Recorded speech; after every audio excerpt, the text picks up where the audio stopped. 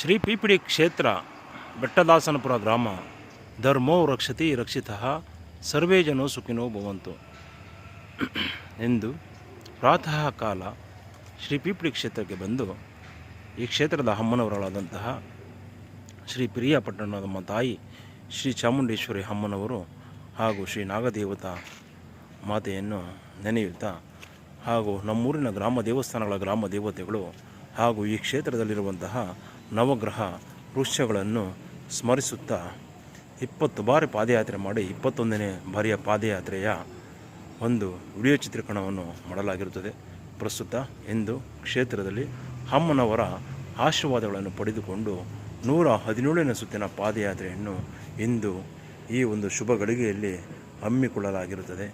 ಪ್ರಸ್ತುತ ಎಂದಿನಂತೆ ಅಮ್ಮನವರ ಆಶೀರ್ವಾದವು ಈ ಕ್ಷೇತ್ರವನ್ನು ನಂಬಿ ಬರುವಂತಹ ಸಕಲ ಸರ್ವ ಭಕ್ತಾದಿಗಳಿಗೆಲ್ಲರಿಗೂ ಸಹ ಇರಲೆಂದು ಪ್ರಸ್ತುತ ಈ ಪಾದಯಾತ್ರೆಯ ಸುಸಂದರ್ಭದಲ್ಲಿ ಬೇಡಿಕೊಳ್ಳುತ್ತಿದ್ದೇನೆ.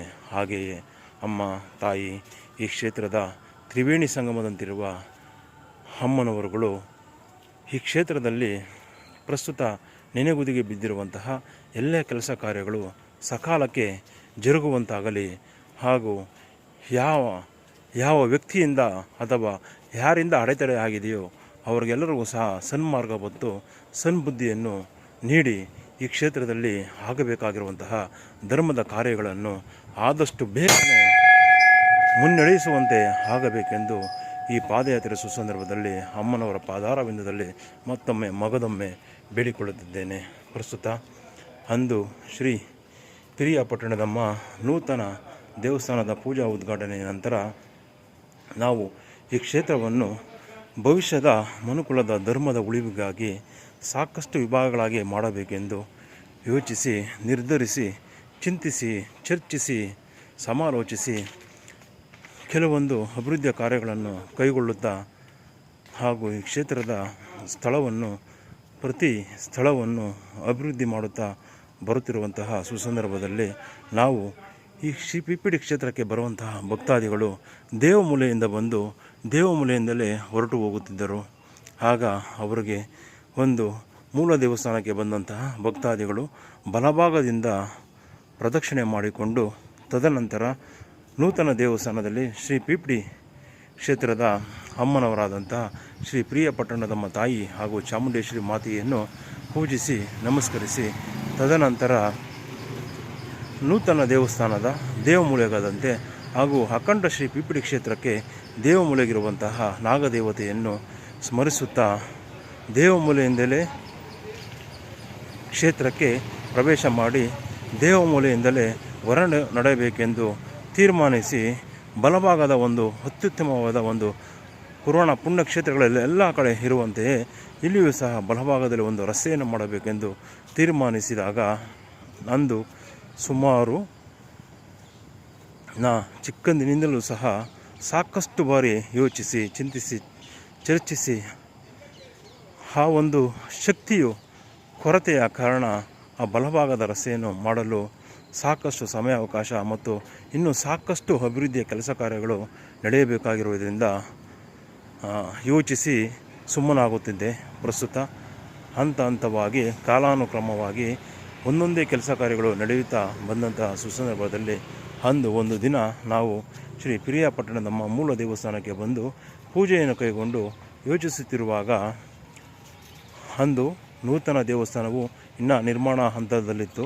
ಆ ಸಂದರ್ಭದಲ್ಲಿಯೇ ನಾವು ಶ್ರೀ ಪಿರಿಯಾಪಟ್ಟಣದಮ್ಮ ಮೂಲ ದೇವಸ್ಥಾನದಲ್ಲಿ ಬಂದು ಎಲ್ಲಿ ಬಲಭಾಗದಲ್ಲಿ ರಸ್ತೆ ಮಾಡಿದರೆ ಅನುಕೂಲಕರವಾಗುತ್ತದೆ ಭಕ್ತಾದಿಗಳ ಹಿತದೃಷ್ಟಿಯಿಂದ ಹಾಗೂ ಶ್ರೀ ಪಿಪಿಡಿ ಕ್ಷೇತ್ರದ ಭೂಪ್ರದೇಶದ ಒಂದಿಂಚು ಜಾಗವು ವ್ಯರ್ಥವಾಗದೆ ಯಾವ ಮಾರ್ಗದಲ್ಲಿ ಬಲಸುತ್ತಿನ ಪ್ರವೇಶ ದ್ವಾರವನ್ನು ಮಾಡಿದಲ್ಲಿ ಉತ್ತಮಕರವಾಗಿರುತ್ತದೆ ಎಂದು ಯೋಚಿಸುತ್ತಿರುವಾಗ ನಾನು ಸಾಕಷ್ಟು ಆಲೋಚನೆಗಳು ಬಂದವು. ಸಾಕಷ್ಟು ಜನರ ಬಳಿ ಚರ್ಚಿಸಲಾಯಿತು.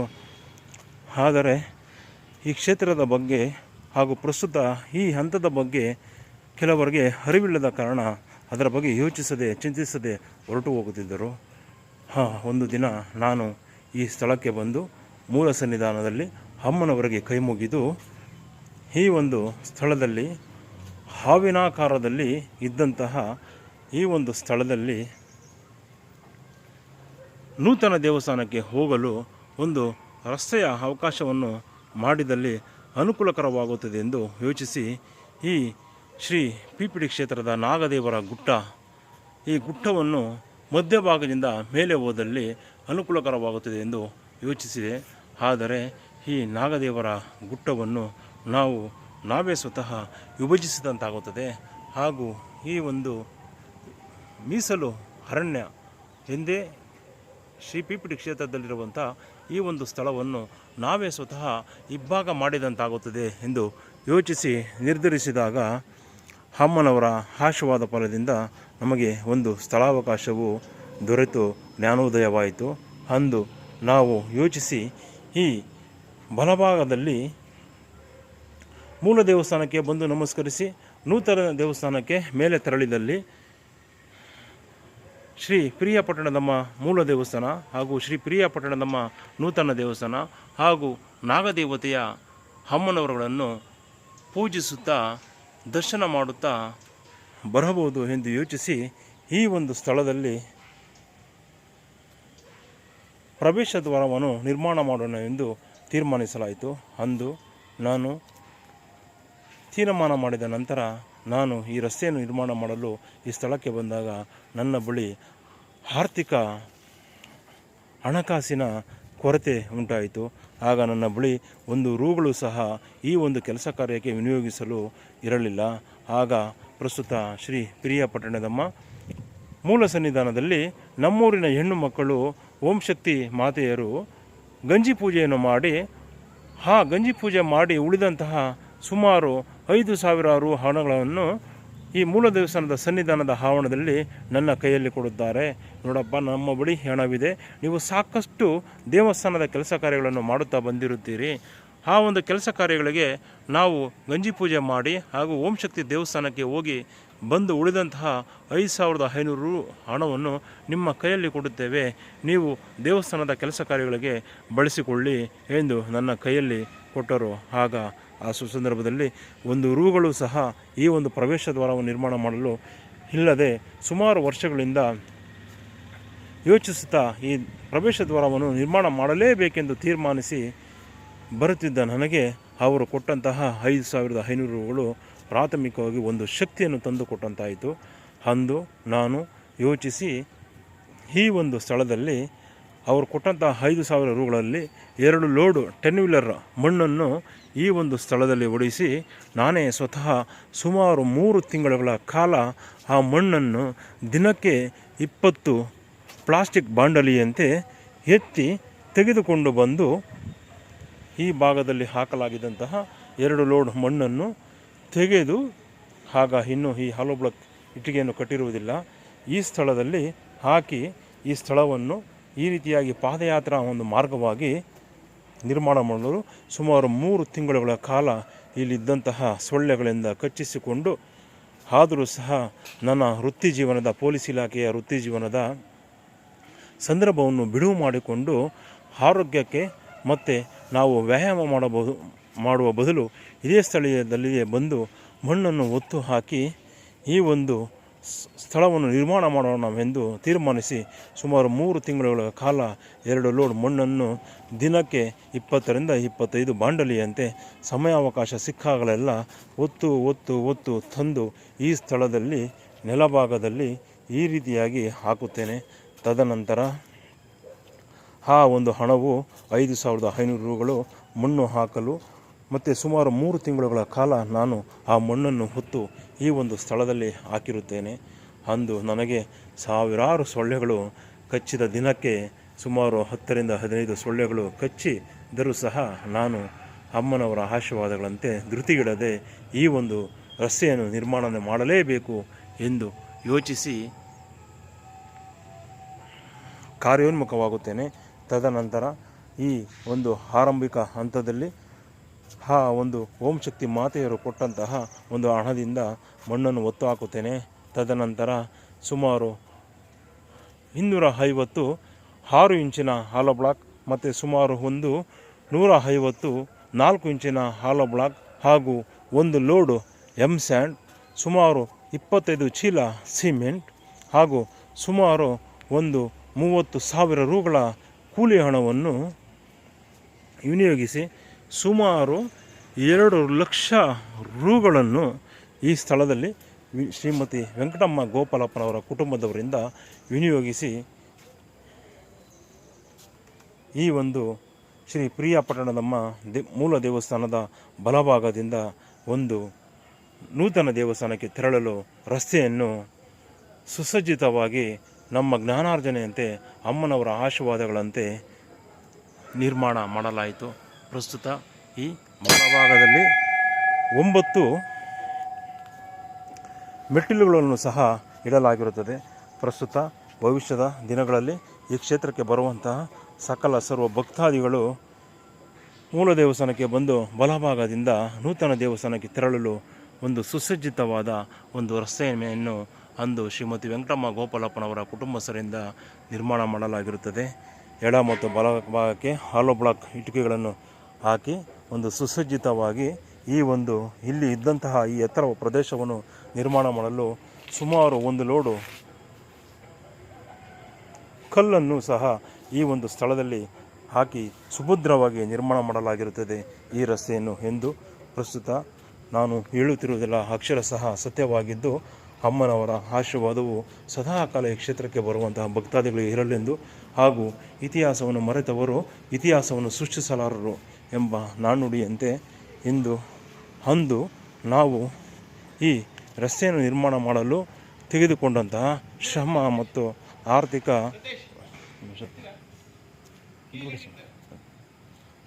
ಆರ್ಥಿಕ ಸಹಾಯದಿಂದ ಈ ಒಂದು ಅದ್ಭುತವಾದ ಒಂದು ಕೆಲಸವನ್ನು ಮಾಡಿ ಮುಗಿಸಿರುತ್ತೇವೆ. ಪ್ರಸ್ತುತ ಅಮ್ಮನವರ ಆಶೀರ್ವಾದವು ಈ ಕ್ಷೇತ್ರಕ್ಕೆ ಬರುವಂತಹ ಸಕಲ ಸರ್ವ ಭಕ್ತಾದಿಗಳಿಗೆಲ್ಲರಿಗೂ ಸಹ ಇರಲೆಂದು ಮತ್ತೊಮ್ಮೆ ಮಗದೊಮ್ಮೆ ಬೇಡಿಕೊಳ್ಳುತ್ತಿದ್ದೇನೆ.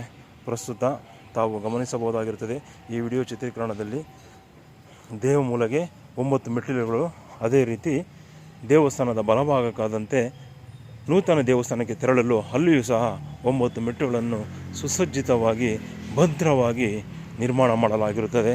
ಪ್ರಸ್ತುತ ಅಮ್ಮನವರು ಅಂದು ನನಗೆ ಆಶೀರ್ವದಿಸಿ ಮಾರ್ಗದರ್ಶನವಿತ್ತು ಬಲಭಾಗಕ್ಕೆ ಈ ಒಂದು ಸುಸಜ್ಜಿತವಾದ ಒಂದು ರಸ್ತೆಯನ್ನು ನಿರ್ಮಾಣ ಮಾಡಲು ನನಗೆ ಆಜ್ಞಾಪಿಸಿ ಆದೇಶಿಸಿ ಆಶೀರ್ವದಿಸುತ್ತಾರೆ. ಅಮ್ಮ ತಾಯಿ ಶ್ರೀ ಪ್ರಿಯಾಪಟ್ಟಣಮ್ಮ ತಾಯಿ ಸಕಾಲಕ್ಕೆ ಈ ಕ್ಷೇತ್ರದಲ್ಲಿ ನೆನೆಗುದಿಗೆ ಬಿದ್ದಿರುವಂತಹ ಎಲ್ಲ ಕೆಲಸ ಕಾರ್ಯಗಳು ಜರುಗುವಂತಾಗಲಿ. ಅಮ್ಮ ಈ ಒಂದು ಧರ್ಮದ ಕೆಲಸಗಾರರಿಗೆ ಅಡೆತಡೆ ಅಡ್ಡಿ ಉಂಟು ಮಾಡಿರುವವರಿಗೆ ಸನ್ಬುದ್ಧಿಯನ್ನು ಸನ್ಮಾರ್ಗವನ್ನು ನೀಡು ತಾಯಿ. ಎಲ್ಲ ಸಮಯಾವಕಾಶಗಳು ನಮ್ಮದೇ ಇರುವುದಿಲ್ಲ ತಾಯೇ. ನಮಗೆ ಕೊಟ್ಟಂತಹ ಅವಕಾಶದಲ್ಲಿ ಹಾಗೂ ಆರೋಗ್ಯದ ಸುಸಂದರ್ಭದಲ್ಲಿ ಧರ್ಮದ ಕೆಲಸಗಳು ನೆರವೇರಲು ಒಂದು ಆಶೀರ್ವದಿಸುವ ಮಾತೆ ಎಂದು ಈ 117ನೇ ಸುತ್ತಿನ ಪಾದಯಾತ್ರೆ ಸುಸಂದರ್ಭದಲ್ಲಿ ಅಮ್ಮನವರ ಪಾದಾರವಿಂದದಲ್ಲಿ ಬೇಡಿಕೊಳ್ಳುತ್ತಾ ವಾಡಿಕೆಯಂತೆ 21 ಬಾರಿ ಪಾದಯಾತ್ರೆ ಸವಿನೆನಪಿಗಾಗಿ 21 ಬಾರಿ ಘಂಟಾನಾದ.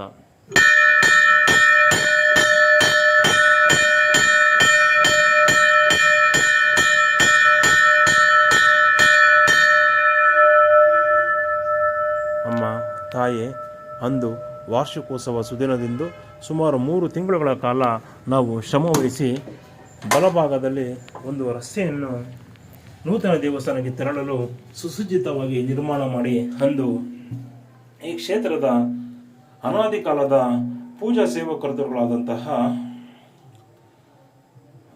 ತಿಮ್ಮಪ್ಪನವರ ಕುಟುಂಬದವರಾದ ಅವರ ಹಿರಿಯ ಮಗನಾದಂತಹ ಶ್ರೀಮತಿ ಸುಜಾತಕ್ಕ ಚಿಕ್ಕಣ್ಣನವರ ಅಮೃತ ಹಸ್ತದಿಂದ ಈ ಒಂದು ರಸ್ತೆಯನ್ನು ಉದ್ಘಾಟನೆ ಮಾಡಿಸಲಾಗಿರುತ್ತದೆ. ಹಾಗೂ ಈ ಮೂಲ ದೇವಸ್ಥಾನದ ಅನಾದಿ ಕಾಲದ ನಿರ್ಮಾತೃ ಹಾಗೂ ಸೇವಾಕರ್ತೃಗಳಾದಂತಹ ಶ್ರೀಮತಿ ಪುಟ್ಟಮ್ಮ ಗುಂಡಪ್ಪನವರ ಮಗನಾದಂತಹ ಶ್ರೀಮತಿ ವರಮಹಾಲಕ್ಷ್ಮಿ ಶ್ರೀ ಜಿ ರಾಮಚಂದ್ರಪ್ಪನವರ ಅಮೃತ ಹಸ್ತದಿಂದ ಮೂಲ ದೇವಸ್ಥಾನದ ಪ್ರವೇಶ ದ್ವಾರವನ್ನು ಉದ್ಘಾಟನೆ ಮಾಡಲಾಗಿರುತ್ತದೆ. ಹಾಗೂ ಈ ಕ್ಷೇತ್ರದ ಮತ್ತೊಬ್ಬ ಭಕ್ತಾದಿ ಶ್ರೀಮತಿ ನಾಗಮ್ಮ ಶ್ರೀ BM ರಾಮಸ್ವಾಮಿರವರ ಈ ಕ್ಷೇತ್ರಕ್ಕೆ ಸಲ್ಲಿಸಿದಂತಹ ಸೇವೆಯ ಜ್ಞಾಪಕಾರ್ಥವಾಗಿ ಇಲ್ಲಿ ಒಂದು ಶ್ರೀ ನಾಗದೇವತಾ ಕಲ್ಯಾಣ ಮಂಟಪವನ್ನು ನಿರ್ಮಾಣ ಮಾಡಲಾಗಿದ್ದು ಅವರ